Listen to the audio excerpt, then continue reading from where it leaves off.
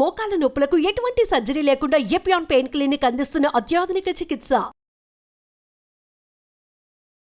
Welcome to Suman TV. ఈ మధ్యకాలంలో మనం చూస్తూ ఉన్నాం కదా, గుండెపోటు చిన్న వయసులోనే 20-25 గుండెపోటు వస్తూ ఉంది.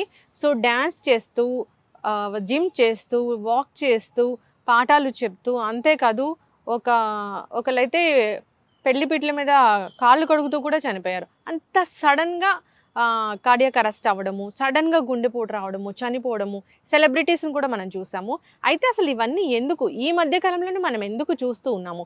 యోగా గురువులు ఏం చెప్తున్నారు, మరి దీన్ని ఎలా ప్రివెంట్ చేయాలి, దీన్ని ఎలా ఆపాలి, వివరాలు తెలుసుకుందాం. ఈరోజు మనతో పాటు ఉన్నారు ప్రముఖ యోగా గురు యోగిని అరుణాదేవి గారు. అరుణాదేవి గారు నమస్తే అండి. నమస్తే అండి మేడం. చూస్తూ ఉన్నారు కదా, ఎన్ని డెత్స్, కార్డియాక్ అరెస్టులు, లేదంటే హార్ట్ అటాక్ రావడం, అక్కడికక్కడే చనిపోవడము, అంటే పిట్టల్లా రాలిపోతున్నారు జనం అనడంలో ఎటువంటి లేదు. అంటే ఎందుకు ఈ మధ్యకాలంలో ఇలా జరుగుతుంది? యోగా ఏం చెప్తుంది ఇలా జరగకుండా ఉండాలంటే, సడన్ కార్డియాక్ ఇష్యూస్ రాకుండా ఉండాలంటే ఏం చేయాలి? ఇప్పుడు మనం చూస్తున్నదంతా కూడా ఇది కోవిడ్ తర్వాత వచ్చిన విషయం అండి. మామూలుగా కార్డియాక్ మనకి అరెస్ట్ అవ్వడం, ఈ హార్ట్ అటాక్స్ అనేవి రేట్ మనకి ఎక్కువగానే ఉంది జనరల్గా. కానీ కోవిడ్ తర్వాత ఆఫ్టర్ ఈ పాండమిక్ సిచ్యువేషన్, కోవిడ్ ఎఫెక్ట్ అయిన వ్యాక్సిన్ వేయించుకున్న వాళ్ళకి, తర్వాత కోవిడ్ ఎఫెక్ట్ అయిన వాళ్ళకి, ఆ టైంలో మనం యూజ్ చేసిన మెడిసిన్స్కి కానీ ఏదైనా కానివ్వండి, ఈ వైరస్ అనేది మనల్ని వదిలి వెళ్ళలేదు, మన లోపల ఉండిపోయింది. మీకు చెప్తున్న హార్ట్ అటాక్స్ అంటే మీకు వెళ్ళిపోతున్నారు కాబట్టి తెలుస్తుంది. ఈ వైరస్ అనేది జాయింట్స్లో ఉండిపోయినాయి అందరికీ. ఈ జాయింట్స్లో ఉండిపోయి ఈ రోజు వరకు ఈ యాంకిల్ జాయింట్స్, పాదాల నొప్పులు, ఈ వేళ్ల నొప్పులు, ఇప్పుడు ఆర్థరైటిస్ ఉంటే ఎలా ఉంటుందో అందరూ అలానే బాధపడుతున్నారు. కోవిడ్ వచ్చిన వాళ్ళందరికీ ఇవి వైరస్ ఉంది. మనం వైరస్ని ఏం కంట్రోల్ చేయలేం. అది కంట్రోల్ చేసే కొద్ది అది ఇంకా ఎక్కువ అవుతూ ఉంటుంది. మనల్ని మనము ఇంప్రూవ్ చేసుకోవడమే. ఈ కార్డియాక్ అరెస్టులు రావడానికి కూడా చాలా పిల్లలు మాట్లాడుతూ, జిమ్ చేస్తూ, ఏదైనా ఎగ్జార్షన్గా ఏదైనా మాట్లాడుతున్నా, ఏదైనా కొంచెం ఆవేశపడినా కూడా ఇమీడియట్లుగా ఈ కార్డియాక్ అరెస్ట్, అంటే టైం కూడా లేదు అక్కడ. మనం ఏం ఫస్ట్ ఎయిడ్ చేయడం అలాంటివి ఏమీ లేవు. జస్ట్ అలా పెట్టుకుని ఏదో కుప్ప కూలిపోవడం అంటారు చూడండి, అలా జరుగుతున్నాయి. అది చిన్న ఏజ్ వాళ్ళు. ఈ పెద్ద వయసు వాళ్ళు ఇదివరకు ఏంటంటే హార్ట్ అటాక్ అనేది ఒక ఏజ్ తర్వాత మనకి ఒక రేట్ ఉండేది. 50 years 40 years తర్వాత ఈ ఏజ్ గ్రూప్ వాళ్ళకి ఎక్కువగా వచ్చే అవకాశాలు ఉంది. స్మోకింగ్ అయితే ఏదో అన్నీ ఉండేవి. ఇప్పుడు అలా లేదు. ఇప్పుడు ఈ అందరికీ ఒక భయం వచ్చేసింది. అసలు మనం ఎలా ఉంటామో రేపు తెలియని పరిస్థితి. ఇవన్నీ చూసి, మనం ఆల్రెడీ ఉన్నవి చూసి మనకు కూడా అలా జరుగుతుందేమో అని చెప్పేసి నేనేం చెప్తానంటే, భయపడాల్సింది ఏమీ లేదు. ఒక్కటి మీరు చేయాల్సింది ఉంది. మీరు ఏం చెప్తున్నామో అది చెయ్యండి. మీరు ఇది చాలా సింపుల్గా చెప్తున్నాం కదా అని అదింతే సింపుల్గా మీరు తీసి పడేయకండి. ఒక పెద్ద మీకు అంటే ఇప్పుడు జనాలకి ఎలా ఉందంటే, అది ఏదో ఒక పెద్ద ఒక దెయ్యం భూతంలాగా చూపించి చెప్తే కానీ బుర్రలోకి వెళ్ళట్లేదు. అవును. లేదా ఇలా ట్విస్ట్ చేసి చేసి చేసి ఒక భయం పెడితే కానీ పోవట్లేదు.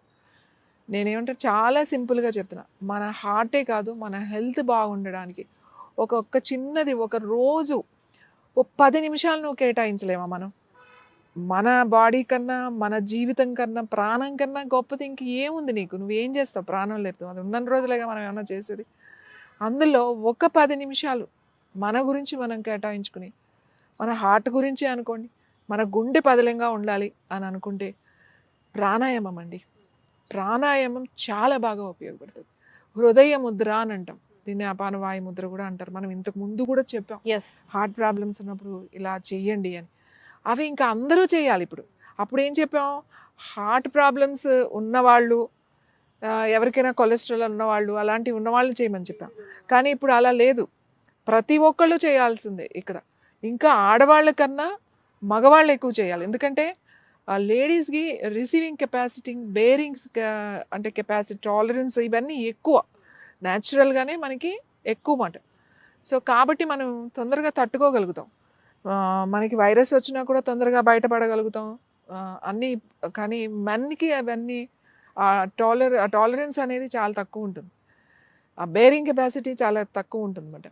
సో వాళ్ళే ఎక్కువ అఫెక్ట్ అవుతున్నారు. మీరు చూసిన దాంట్లో మీకు ఆడవాళ్ళ కన్నా కూడా మగవాళ్ళ రేటే ఎక్కువగా ఉంది. అంటే అలా ఆడవాళ్ళకి రాదు అని కాదు, మనం రేషియో చూస్తే వీళ్ళకి ఎక్కువగా ఉంది. వీళ్ళు ఏం కాదండి, పొద్దున్నే లేచి ఫస్ట్ స్నానం చేసి, మనకి ఎనర్జీ ఎక్కడి నుంచి వస్తుంది? సూర్యుడు వచ్చాక లేచి బ్రష్ చేయడం కాదు, పొద్దున్నే లేచి సూర్యుడు ఉదయించక ముందే మనం లేవాలి. అది మన ప్రకృతి నియమం, అది నియమం కదా, అది యమ నియమాల్లో అదే చెప్తాం, ప్రకృతి నుంచి మనం వెళ్ళిపోతూ ఉండాలి. సో అప్పుడు లేచి స్నానం చేసేసేయాలి, స్నానం అయిపోవాలి. స్నానం అయిపోయిన తర్వాత ప్రశాంతంగా మనం మగవాళ్ళకైతే అడ్వాంటేజ్, చక్కగా ఏదైనా ఒక బనీన్ లాంటిదో లేకపోతే లేకపోయినా పర్వాలేదు, ఒక మంచి కాటన్ది వైట్ కలర్ ఇవి ఉంటాయి కదా మనకు, అన్ని కద్దరు కాటన్ లుంగీలు ఉంటాయి కదా, లుంగీ కట్టుకొని చక్కగా ఇట్లా కట్టుకుని ఎక్కడో బాల్కనీలో అన్నా మనకి ఎండ వస్తుంది. ఎండ రాదు మన ఇంట్లో అంటే టెర్రస్ పైకి వెళ్తే బోల్డ్, పొద్దున్నే టెర్రస్ పైకి వెళ్ళిపోవచ్చు, పార్కులోకి వెళ్ళొచ్చు. ఇప్పుడు ఎండ మనకు తగలదు, మన ఇంట్లోకి రాదు అంటాం పొరపాటు, పైకి వెళ్ళిపోవడమే. వెళ్ళి కూర్చోండి, ఒక రాగి చెంబులో నీళ్లు పోసి రాత్రి ఓ 2 తులసాకులు వేయండి అందులో, ఒక రాగి చెంబులో వేసి మూత పెట్టేస్తే పొద్దున్నే లేచిన తర్వాత ముందు ఆ చెంబులో ఉన్న నీళ్లు తాగేసిన తర్వాతే బాత్రూంలోకి వెళ్ళాలి. వెళ్ళి స్నానం ఇవన్నీ అయిపోయిన తర్వాత అప్పుడు మీరు పైకి వెళ్ళిపోవాలి, లేదా మీకు ఎండపడే దగ్గర కూర్చోండి. కూర్చుని ఆడవాళ్ళు అయితే ఏం చేయాలి, కాటన్ తెల్లది ఏదన్నా ఒక టాప్ లాంటిది, చీర కట్టుకునే వాళ్ళు అయితే ఇన్నర్స్ ఏమి వేసుకోకుండా బ్లౌజ్ ఒక చీర కట్టుకుని, తెల్లని వస్త్రాలే, కలర్లు వాడడానికి వీల్లేదు, కాటనే వాడాలి, హ్యాండ్లూమే వాడాలి, అది మిక్స్డ్ అసలు పనికిరాదు. వెళ్ళి కూర్చుని ఆ ఎండ పడే దగ్గర కొంచెం ముందు ఆదిత్య హృదయం వినండి లేదా చదవండి. ఎందుకు ఆదిత్య హృదయం చెప్తున్నా అంటే vitamin D and calcium deficiency కనుక ఉంటే మనకి ముందు ఆదిత్య హృదయం కావాలి.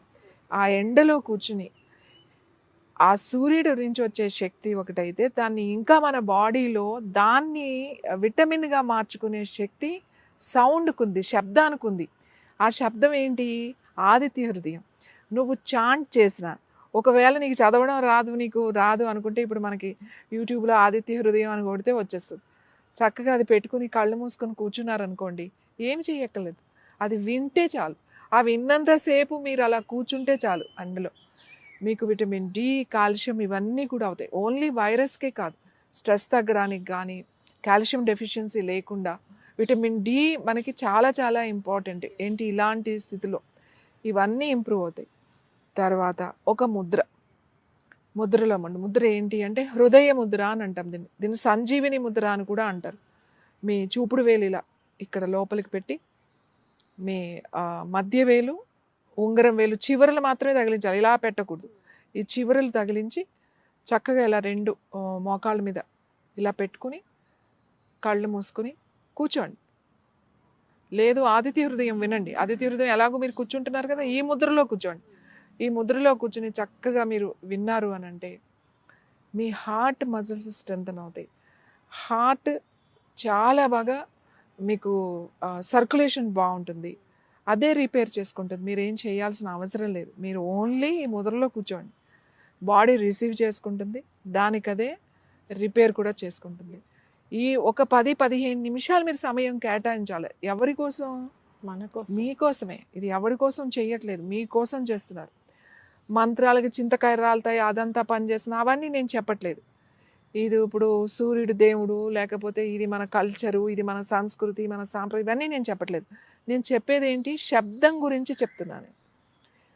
కొన్ని అక్షరాలు కలయిక మనం మాట్లాడుతున్నప్పుడు, మనం లేకపోతే అవి చదువుతున్నప్పుడు, లేకపోతే వింటున్నప్పుడు ఆ శబ్దం నుంచి వచ్చే ఒక వైబ్రేషన్, ఆ వేవ్స్ అంటారు, నాట్ ఏ వైబ్రేషన్.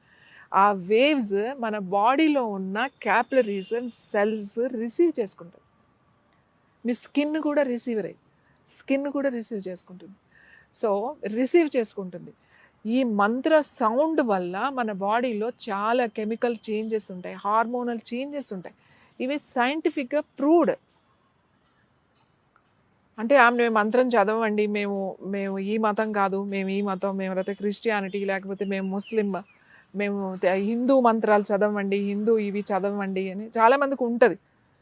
మంత్రం అనేది, దేవుడు అనేది మీరు పక్కన పెట్టండి. ఇది హిందువా క్రిస్టియనా ఇవన్నీ పక్కన పెట్టేసేయండి. అది ఏంటి, శబ్దంగా చూడండి. ఆ శబ్దమేమో మన శరీరంలో మార్పుని తీసుకొస్తుంది. ఒక సౌండ్, అక్షరాలు, ఒక్కో అక్షరానికి ఒక్కొక్క నాడి యాక్టివేట్ అవుతుంది. అక్షరాలు అలా రాశారు పతంజలి మహర్షి. కొన్ని అక్షరాలు మనం మంచి మాట అంటే ఏంటి? అవుతుంది, అంతా మంచిదే, ఎక్కడ అక్కడ అవ్వదు, లేదు, కాదు అనేది ఉండదు. అన్నీ కూడా అవును, ఎస్ అనే ఉంటుంది అందులో. దాని మీనింగే పాజిటివ్.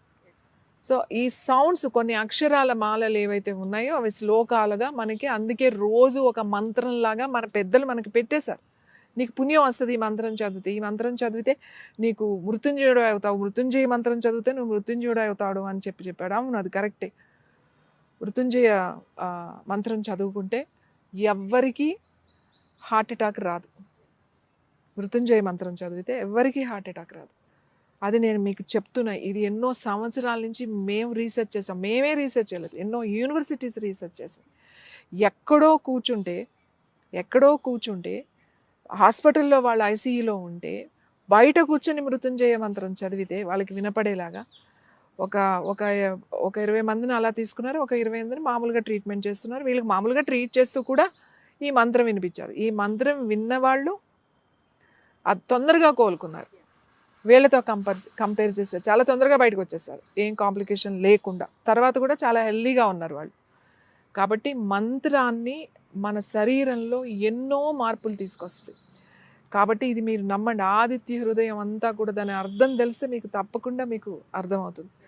సో హార్ట్ అటాక్ రాకూడదు ఇప్పుడు వాళ్ళకి, మనం దీని నుంచి మనం తప్పించుకోవాలి అని అంటే మీకు ఒకటే మార్గం. ఒకటి, ప్రొద్దున్నే లేచి ఆదిత్య హృదయం వింటూ లేకపోతే చదువుతూ మీరు ఎండ పడేటట్టుగా కూర్చోవడం ఒక 5 నుంచి 10 నిమిషాలు. దాని తర్వాత మీరు మృత్యుంజయ మంత్రం కూర్చొని చదువుకోవడం. మృత్యుంజయ మంత్రం ఎలా కూర్చొని చదువుకోవాలి?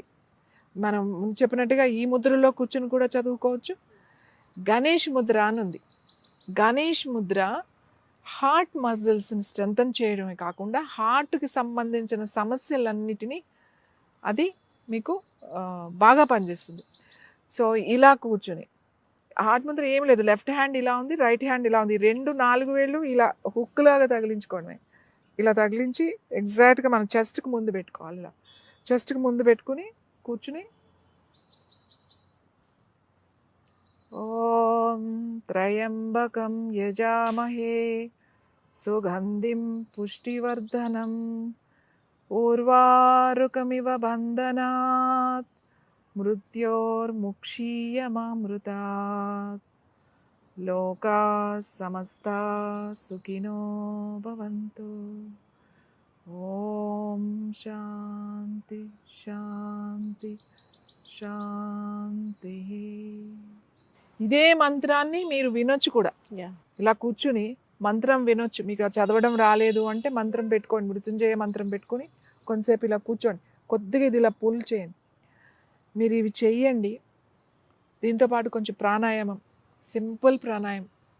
లెఫ్ట్ తీసుకోవడం, ఆపడం, రైట్ వదలడం, మళ్ళీ రైట్ తీసుకోవడం, లోపల ఆపడం, లెఫ్ట్ వదిలేయడం, మళ్ళీ లెఫ్ట్ తీసుకోవడం, ఆపడం, రైట్ వదిలేయడం. ఆపడం అనేది మీ ఇష్టం. 3 సెకండ్సా, 4 సెకండ్సా, 5 సెకండ్సా మీ ఇష్టం. ఈ ప్రాణాయామం మాత్రం 10 నిమిషాలు చేయాలి. మీరు సాయంకాలం అయినా చేయొచ్చు, పొద్దున్నైనా చేయొచ్చు. 10 నిమిషాలు చేసి మనకి ఇది చేస్తే మీకు ఈ హార్ట్ అటాక్ ప్రాబ్లం రాదు, స్ట్రెస్ ఉండదు, టెన్షన్ ఉండదు, హెల్దీగా ఉంటారు, విటమిన్ డెఫిషియన్సీ ఉండవు. మీరు మీ ఏమంటారు మృత్యుంజయుడు అవుతాడు అనేది ఖచ్చితంగా నేను రాసిస్తాను. Thank you so much ma'am, చాలా చక్కగా చెప్పారు. సో మర్చిపోయిన విషయాన్ని ఒకసారి మళ్ళీ గుర్తు తెచ్చారు. ఇలాంటి ప్యానిక్ వాతావరణం, ప్యానిక్ సిచ్యువేషన్ అనేది క్రియేట్ అయింది కాబట్టి వీటి నుంచి బయటపడాలంటే సింపుల్ టెక్నిక్స్, యోగా ఏం చెప్పింది, అంతేకాదు సో భగవంతుడు ఏంటి, ఎలాంటి మంత్రాలు ఉన్నాయి, ఆ మంత్రాలకి శబ్దం ఎలా ఉంది, దాని వెనుకున్న సైంటిఫిక్ రీజన్ ఏంటి అని చాలా చక్కగా చెప్పారు. అందరూ కూడా దీన్ని పాటించి ఆరోగ్యంగా ఉండాలని కోరుకుందాం, ఆ భయం పోవాలని కోరుకుందాం.